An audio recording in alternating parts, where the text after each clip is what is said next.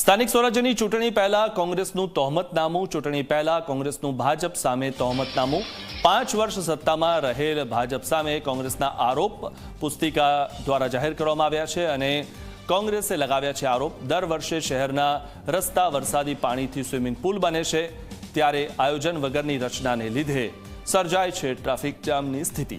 પ્રાથમિક સ્વાસ્થ્ય કેન્દ્રમાં પ્રાથમિક સુવિધાઓ પણ નથી. હાટકેશ્વર જેવા બ્રિજને ભ્રષ્ટાચારનો મોન્યુમેન્ટ બનાવ્યો છે અને આ જે બ્રિજ છે તેને મોન્યુમેન્ટ બનાવ્યો છે ભ્રષ્ટાચારનો.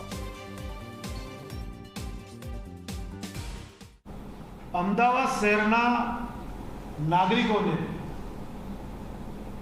જાહેરાત તો કરી હતી, અમે 24 કલાક પીવાનું પાણી આપીશું, પણ બે ટાઈમ પણ પૂરતું પ્રમાણમાં પાણી એ અમદાવાદના શહેરીજનોને મળતું નથી.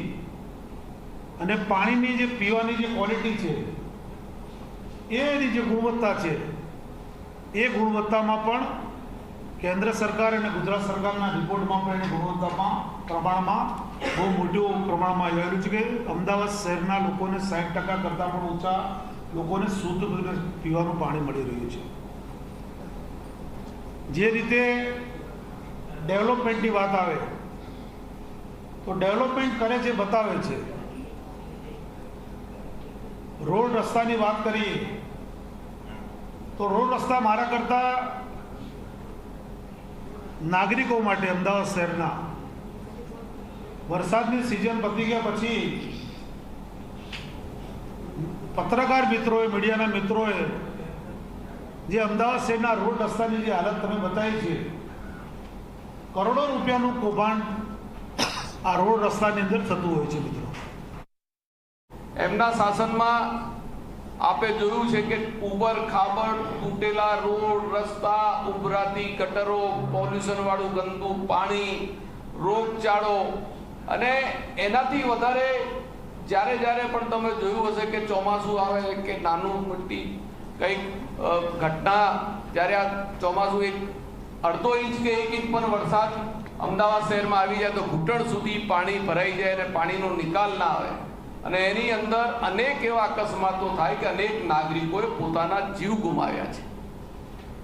આજે BRTS ની અંદર તમે જુઓ કે કેટલો એક્સિડન્ટનો પ્રમાણ વધ્યો છે. સૌથી વધારે અમદાવાદ શહેરમાં જો અકસ્માતનો જે પ્રમાણ વધ્યો છે, લોકોની જાનમાલની કોઈ સુરક્ષા જ નથી.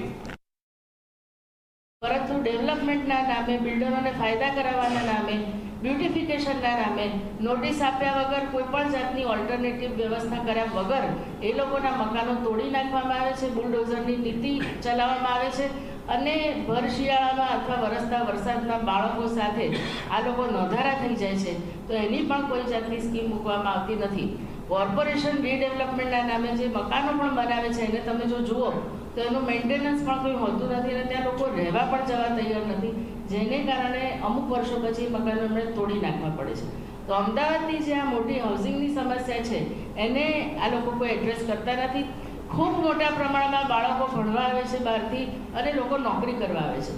જે પીજીનું આખું જે ચાલે છે એમાં પણ તમે જોતા છો કે એને સીલ કરી દેવામાં આવ્યા, પરંતુ કોર્પોરેશન પાસે એને માટે કોઈ ક્લિયર નીતિ નથી.